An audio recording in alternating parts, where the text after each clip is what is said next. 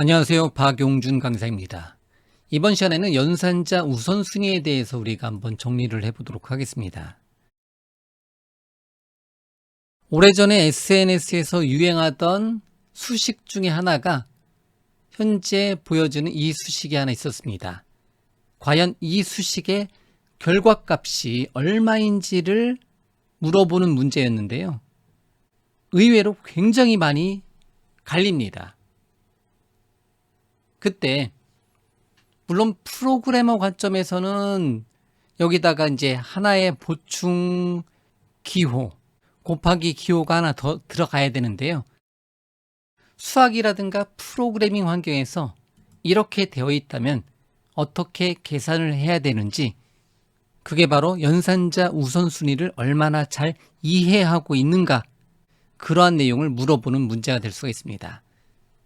잠깐 동영상을 멈춰놓고 여러분들이 한번 이 주어진 수식의 결과값이 얼마가 나오는지 계산을 먼저 해보시기 바랍니다. 자, 해보셨나요? 자, 그러면 연산자 우선순위에 따라서 순서대로 계산해 보면 첫 번째 괄호를 처리를 해줘야 됩니다. 그래서 6 나누기 2 곱하기 1 더하기 2 형태다. 그러면 괄호 안에 있는 것을 먼저 계산을 하게 되면 1 더하기 2는 얼마다? 3이 됩니다. 그리고 2단계는 나눗셈과 곱셈입니다. 나눗셈과 곱셈은 왼쪽에서 오른쪽 순서대로 우선순위가 정해집니다. 그래서 6 나누기 2를 먼저 하고 그러고 나서 곱하기 3을 합니다. 그러면 6 나누기 2는 3 해서 3 곱하기 괄호 안에 있는 3, 이런 모양이 나옵니다. 그리고 마지막으로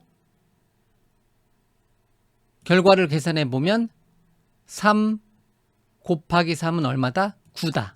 그래서 수식의 결과값은 9다. 이런 식으로 처리를 해줄 수가 있다는 거죠.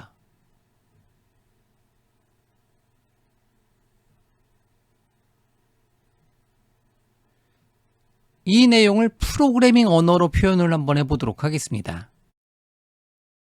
연산자 우선순위에 대한 주어진 수식을 프로그래밍 언어 환경에서 한번 계산해 보도록 하겠습니다. 6 나누기 기호 2 그리고 괄호 안에다가 1 더하기 2, 이런 식으로 처리를 해줄 수 있는데요. 프로그래밍 언어에서는 이렇게 하게 되면 안 됩니다. 어디 부분?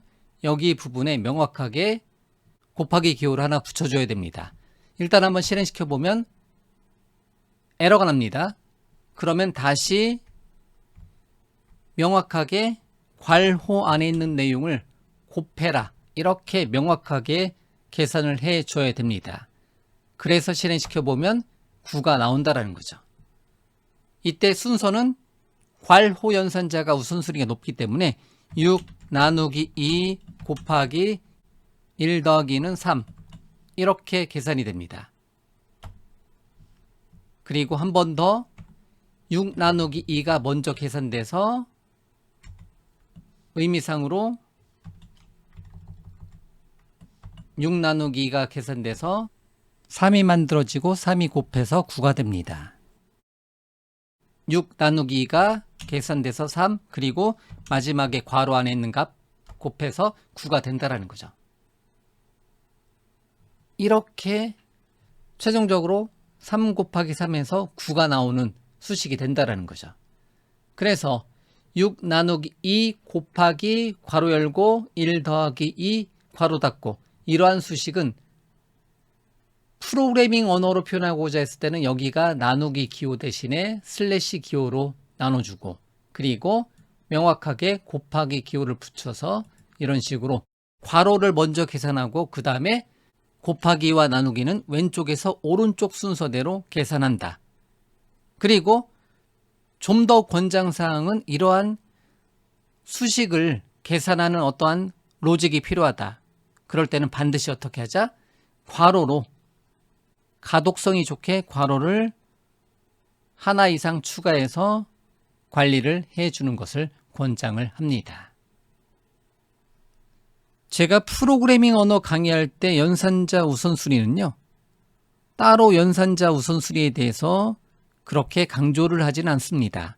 다만 괄호를 적절하게 추가해서 해당 수식을 만든 사용자도 이해하기 쉽고 그것을 나중에 분석하는 또 다른 개발자도 보기 쉽게 괄호를 적절하게 적용하자, 이 관점으로만 연산자 우선순위를 사용을 합니다.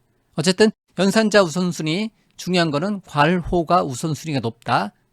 그리고 곱하기와 나누기, 곱셈과 나눗셈은 왼쪽부터 오른쪽으로 진행한다. 이러한 기본적인 원리 이해하고 계시면 어떠한 수식이 주어져도 여러분들이 손쉽게 분석을 해낼 수가 있습니다. 자, 이렇게 해서 연산자 우선순위가 적용된 수식을 사용해서 간단한 계산을 해 보았습니다.